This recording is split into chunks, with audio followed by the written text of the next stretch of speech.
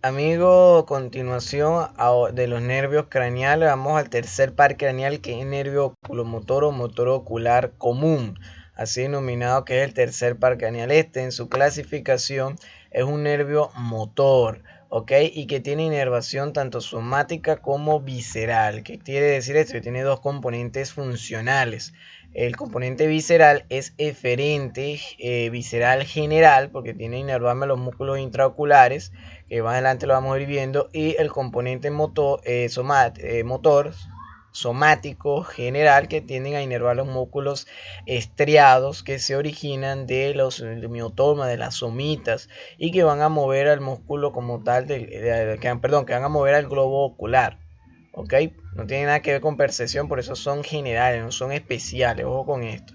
Muy bien, entonces el nervio oculomotor en sus dos componentes se caracteriza porque tiene dos orígenes reales. ¿Ok?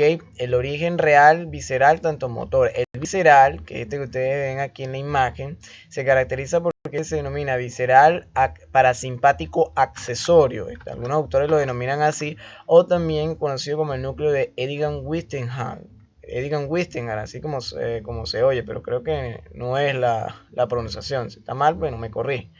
Ok, entonces este se caracteriza porque se encuentra justo por encima, como lo vemos, y por detrás. Lo que pasa en esta imagen es una visión posterior. Aquí se puede observar que está sombreado de amarillo. Por encima y un poquito por encima y por detrás del núcleo del componente motor.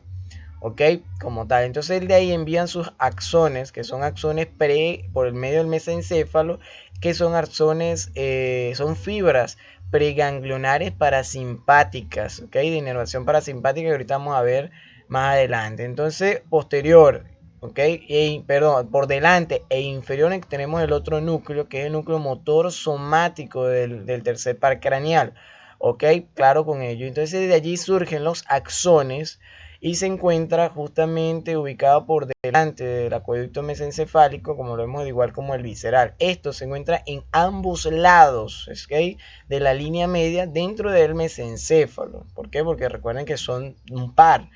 Entonces todos ellos se unen como tal en un mismo axón cuando salen o en su origen aparente en lo que es la fosa interpeduncular, que en la fosa interpeduncular es esta zona que ustedes ven aquí, y allí sale el nervio, ese nervio motor ocular común de allí.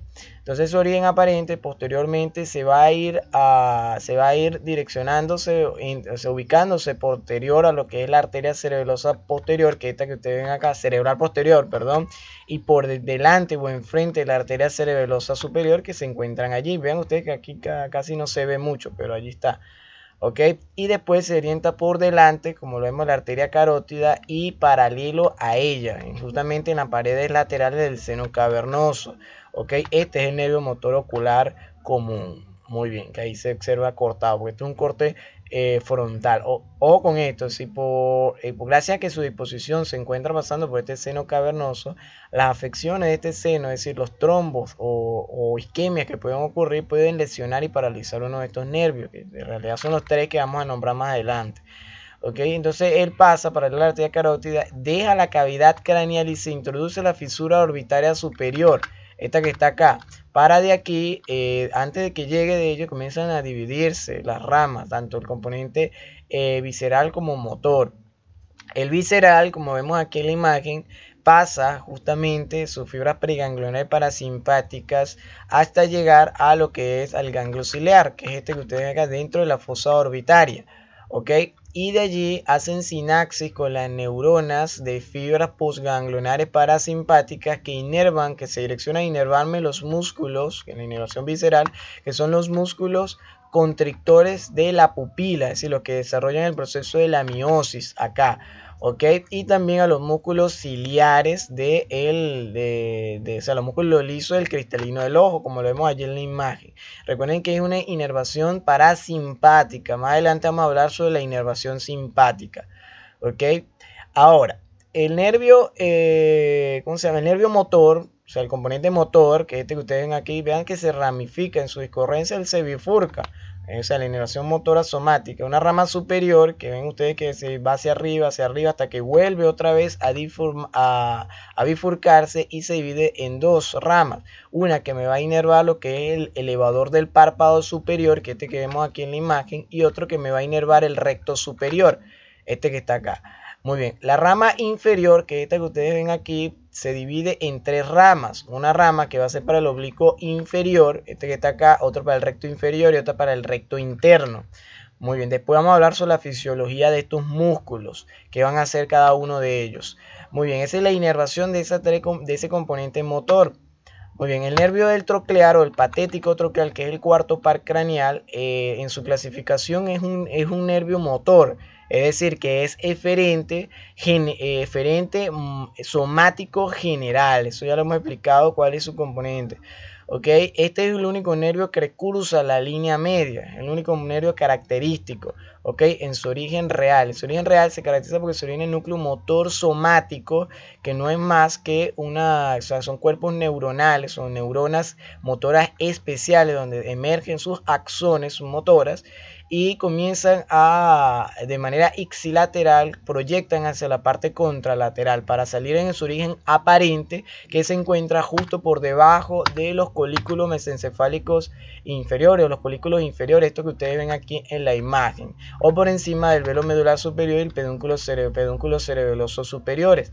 Allí es su origen aparente, y aquí en esta zona, que comienzan hacia la parte dorsal del mesencéfalo. Ahora lo que se me dio localizar es que el núcleo motor somático se encuentra justo por debajo del núcleo motor somático del motor ocular común, que que está acá, ¿okay? Se encuentra por debajo y un poquito hacia posterior, y por detrás, por delante del acueducto mesencefálico, en la parte más inferior del mesencéfalo.